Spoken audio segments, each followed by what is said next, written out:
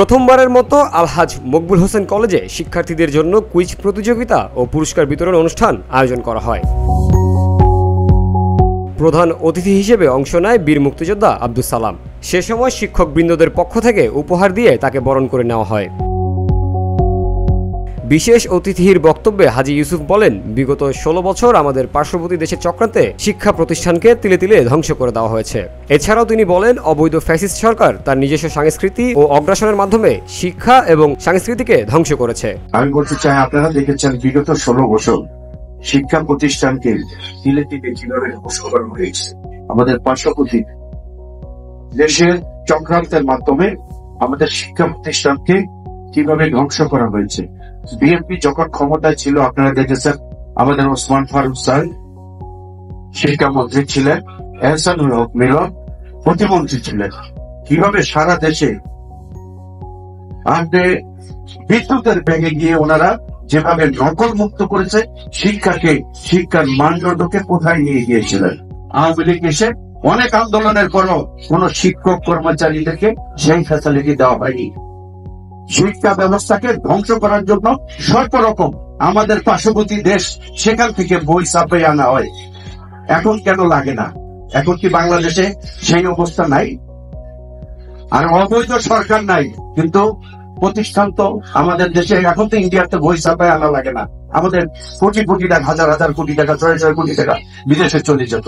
বীর মুক্তিযোদ্ধা আব্দুস সালাম ছাত্রদের উদ্দেশ্যে বলেন, তোমরা এই দেশের ভবিষ্যৎ। এই প্রজন্মকে যদি আমরা গড়ে তুলতে পারি, আগামীতে এই দেশ ভালো দিকে যাবে। যদি এই প্রজন্মকে গড়ে তুলতে না পারি, এই দেশ কখনোই ভালো দিকে আগাবে না। বুধবার বিকেলে মোহাম্মদপুর আলহাজ মকবুল হোসেন কলেজে কুইজ প্রতিযোগিতা ও পুরস্কার বিতরণী অনুষ্ঠানে তিনি কথা বলেন। এই দেশের তোমরাই ভবিষ্যৎ। এই দেশের এই প্রজন্মকে যদি আমরা গড়ে তুলতে পারি, তাহলে আগামীতে এই দেশটা ভালো দিকে যাবে। আর যদি এই প্রজন্মকে গড়ে তুলতে না পারি, তাহলে কোনোভাবেই দেশ আগাবে না। ওদের সভাপতি সাহেব বলেছেন মা বাবার কথা, এটা তো সত্যি, যেটা আমি নিজেও বিশ্বাস করি যে আল্লাহ যদি আমাকে সুযোগ দেয়, এই মোহাম্মদপুর আদাবর শেরেবাংলা নগরে চেহারা ২ থেকে ৩ বছরের মধ্যে যদি পাল্টাতে না পারি, তাহলে আমার নাম পাল্টাই।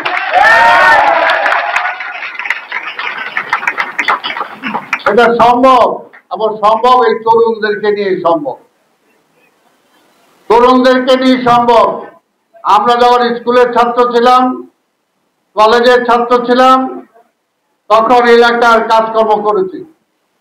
তোমাদের হয়তো এখন শুনতে খারাপও লাগতে পারে। যখন স্কুলে পড়ি তখন আমরা স্কাউটিং করতাম, ড্রেন পরিষ্কার করছি, আমরা রাস্তা পরিষ্কার করছি, আমরা এলাকার জঞ্জাল পরিষ্কার করেছি আমরা, এবং এলাকায় কোনো খারাপ কিছু যাতে না হতে পারে সেদিক দিয়ে আবার আমরা খেয়াল রেখেছি। সেই কারণেই এই তরুণদের উপরে নির্ভর করে একটা দেশ কোন দিকে যাবে, সেটা কি খারাপ দিকে যাবে না ভালোর দিকে যাবে। ঠিক তেমনি আজকে যারা তোমরা ইন্টারমিডিয়েটে পড়ো, স্কুল পাস করার পরে মনে হয় আমি একটু বড় হয়ে গেছি, একটু সিগারেটটা টান দিয়ে দেখি কিরকম মরদ মরদ লাগে, একটু সাহসী সাহসী মনে হয়। এখন তো আমি স্কুলের ছাত্র না, আমি একটু বড় ভাবটা দেখাই। অর্থাৎ এই বয়সটাই কিন্তু তোমাদের জীবনের সবচেয়ে বেশি গুরুত্বপূর্ণ, সবচেয়ে বেশি। এই বয়সটাকে যদি তুমি নিয়ন্ত্রণ করতে পারো, যদি কাজে লাগাতে পারো এই ২-৩ বছর, তাহলে তোমার জীবনে তোমাকে কেউ আটকাতে পারবে না, কেউ আটকাতে পারবে না। সে সময় আলহাজ মকবুল হোসেন কলেজের ভারপ্রাপ্ত অধ্যক্ষ রেজিনা ইয়াসমিনের সভাপতিত্বে আয়োজিত অনুষ্ঠানে অংশ নেয় অধ্যাপক মোহাম্মদ মেজবাউল ইসলাম, হাজী মোহাম্মদ ইউসুফ, কামরুল হাসান সহ আর অনেকেই। অনুষ্ঠান শেষে আয়োজিত কুইজ প্রতিযোগিতায় অংশগ্রহণকারী বিজয়ী শিক্ষার্থীদের মাঝে পুরস্কার ও ক্রেস বিতরণ করা হয়। জামিল হোসেন, ভিওডি বাংলা, ঢাকা।